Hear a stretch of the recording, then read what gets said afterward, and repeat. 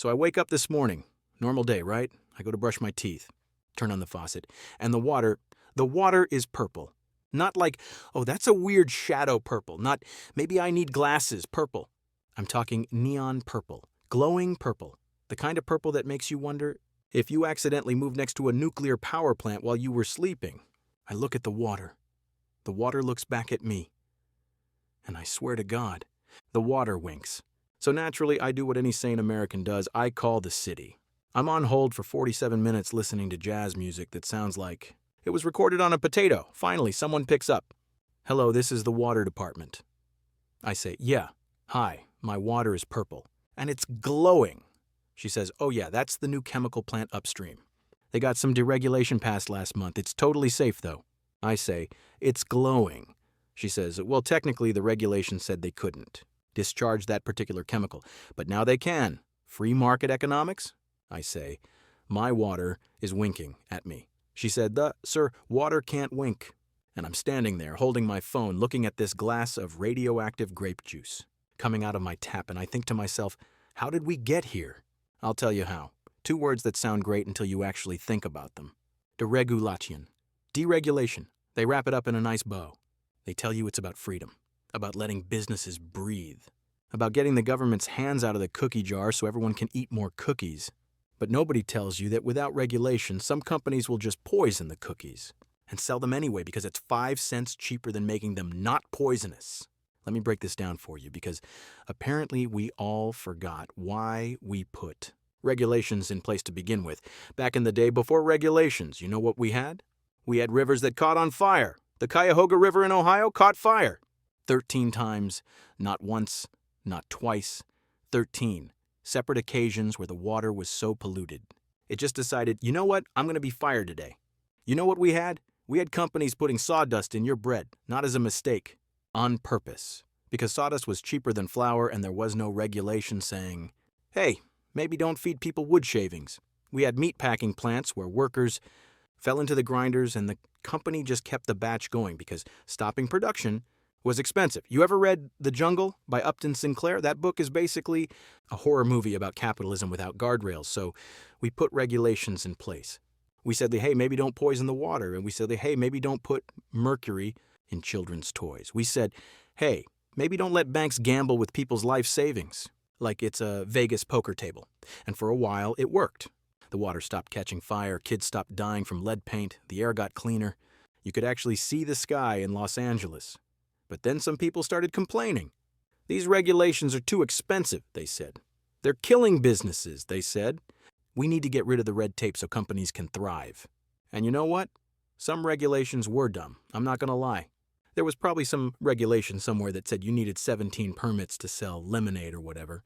But here's the thing about cutting regulations. It's like surgery. You got to be careful about what you cut. You can't just walk into the operating room with a chainsaw and start removing organs because the body has too many parts. Because when you start removing the important regulations, the ones that keep companies from dumping toxic waste in your backyard, the ones that keep banks from exploding the economy every 10 years, the ones that make sure your food doesn't have, rat poison in it, that's when things get spicy. And by spicy, I mean my water is now a glow stick. So let's talk about what's happening right now, in 2026, in the year of our Lord, when we supposedly know better.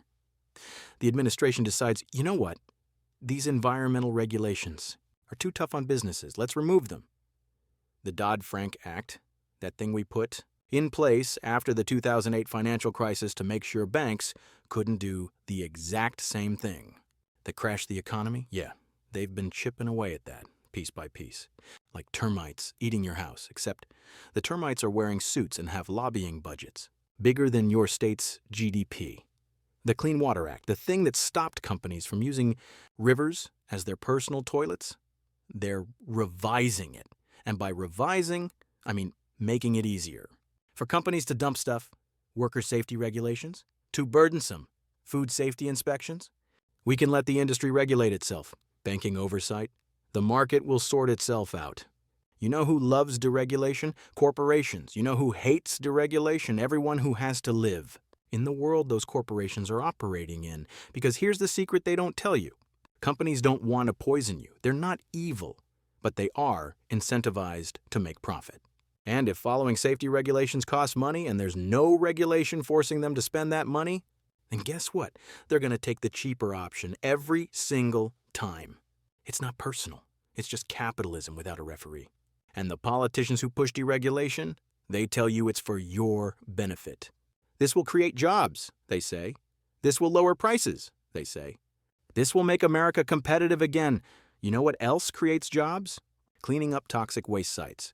You know what else lowers prices? Not having to pay for cancer treatment because your drinking water gave you tumors. But here's where I got to keep it real with you. I'm part of the problem too. Because 5 years ago, when they were talking about removing regulations, I was like, yeah, sounds good. Less government, more freedom. Let's do it. I didn't think about it. I didn't research it. I just heard lower taxes, more jobs, and went, cool, I'm in. I didn't think about the fact that the factory upstream from me was waiting for those regulations to disappear so they could save $3 million a year by not properly treating their chemical runoff. I didn't think about the fact that less government oversight means nobody's checking if your bank is doing risky stuff with your mortgage. I was too busy worrying about gas prices to worry about whether the gas station next door was leaking benzene into the groundwater, and now here I am, holding purple water, realizing I played myself. All right, so what do we do about this? Because complaining is fun, but it doesn't make my water less purple. Step 1, understand the trade-off. Every time someone says we need to cut regulations, ask one question. Which regulation? And what's the trade-off? Because regulation isn't one thing. It's not a blob. Some regulations are about paperwork. Some regulations are about don't poison children. Those are not the same thing. When someone says we need to remove environmental regulations to help businesses, translate that in your head too. We need to let businesses pollute more so they can save money. Then ask yourself, is that worth it to me? Because spoiler alert, the company saving $3 million on waste treatment is not passing those savings to you. They're passing it to shareholders. You're getting the purple water? Step 2, check your local water quality. I'm serious. Go to your state's environmental website right now and look up your water quality reports. They're public. They have to post them. See what's in your water. See if there's been any changes. See if any new facilities opened upstream from you. Because by the time your water is glowing, it's too late. You got to catch this stuff early. And if you see something concerning, make noise. Call your city council. Show up to town halls. Be annoying. The squeaky wheel gets the not poisonous water. Step 3, follow the money on deregulation. When your congressman introduces a business-friendly deregulation bill, look up who's donating to their campaign. I guarantee you it's the industry that benefits from that specific deregulation. If Senator so-and-so introduces a bill to remove banking oversight, check his donor list. I bet you find a bunch of banks. If Representative whatever sponsors a bill to cut environmental rules, check the list. I bet you find mining companies, chemical manufacturers, oil and gas firms. This isn't conspiracy theory, it's public information. It's literally on government websites. They're not even hiding it. And once you see the pattern, you can't unsee it. Step 4, support strong regulation enforcement. This is important. Having regulations doesn't matter if nobody enforces them. The EPA, the FDA, the Consumer Financial Protection Bureau, OSHA, all these agencies need funding to actually do their jobs. But every budget cycle, there's a fight to defund them. Because if you can't remove the regulation, the next best thing is to remove the people who enforce it. Pay attention to those budget fights. Support politicians who fund enforcement agencies. Because a regulation without enforcement is just a suggestion. Step 5, buy local and transparent when possible. Look, I know we're all broke. I'm not telling you to shop at Whole Foods and buy organic everything. I can't afford that either. But when you can choose companies that are transparent about their practices. Choose local suppliers who you can actually talk to if something goes wrong. Because the bigger and more distant a company is, the easier it is for them to cut corners without you noticing. The factory dumping chemicals in my river? It's owned by a holding company. Owned by another holding company registered in Delaware and operated by executives I'll never meet, who live 3 states away. Good luck holding them accountable. Here's the truth that nobody wants to say out loud. We are living through an experiment right now. The experiment is, what happens if we remove all the protections we spent a century building? We're finding out in real time, and so far, the results are not great, Bob. We're seeing more accidental chemical spills, more unexpected bank failures, more unfortunate food contamination incidents. And every time it happens, the response is the same. Nobody could have seen this coming. Except we could have. We did see it coming. That's why we put the regulations there in the first place. It's like removing the guardrails on a mountain road and then acting surprised when cars start going over the cliff. Who could have predicted this? It's a mystery. It's not a mystery. It's cause and effect. So here I am, standing in my kitchen, looking at this glass of glowing purple water that the city says is technically safe, even though it looks like something out of a sci-fi movie. And I'm thinking about all the times I heard deregulation is good for the economy and just nodded along. I'm thinking about how good for the economy somehow never seems to mean good for me. It means good for someone else's profit margin. I'm thinking about how we convinced ourselves that the free market would regulate itself, even though the free market's entire goal is to maximize profit, not maximize safety.